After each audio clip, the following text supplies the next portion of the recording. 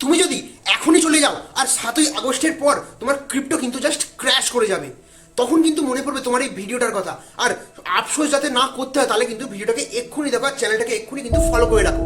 তোমার বিটকয়েন, তোমার ইথিলিয়াম, তোমার পোর্টফোলিও এগুলো 7 তারিখ মানে 7ই আগস্টের পর কিন্তু একটা সরকারি সংস্থার হাতে চলে যাবে।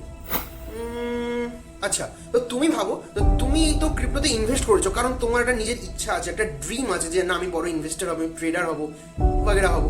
তো এখানে কিন্তু তুমি জানো যে তোমার কোনো ব্যাংক নেই, কোনো গভর্নমেন্ট নেই, কিন্তু আজকে যেটা ঘটলো সেটা কিন্তু তোমার সেই ড্রিমটাকে বা তোমার সেই স্বপ্নটাকে কিন্তু জাস্ট গুঁড়ো গুঁড়ো করে ভেঙে দিতে পারে। আমেরিকাতে একটা বিল আছে যেটার নাম হচ্ছে ক্ল্যারিটি অ্যাক্ট বা ক্ল্যারিটি অ্যাক্ট পাস, যেটা কিন্তু পাস হলে ক্রিপ্টো ইন্ডাস্ট্রি নিজেদের রুলস কিন্তু নিজেরাই পেত।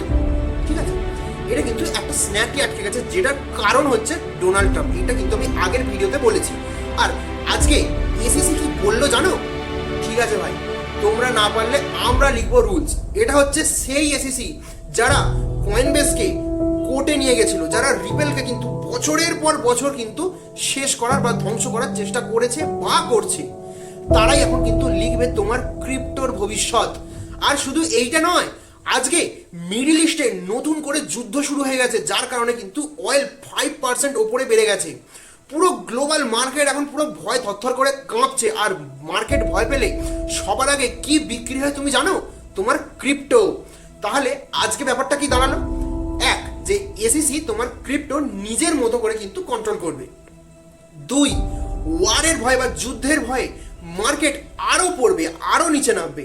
আর ক্ল্যারিটি অ্যাক্ট পাস হওয়ার চান্স কিন্তু এতে করে কত নেমেছে জানো? তোমার কোনো আইডিয়া আছে?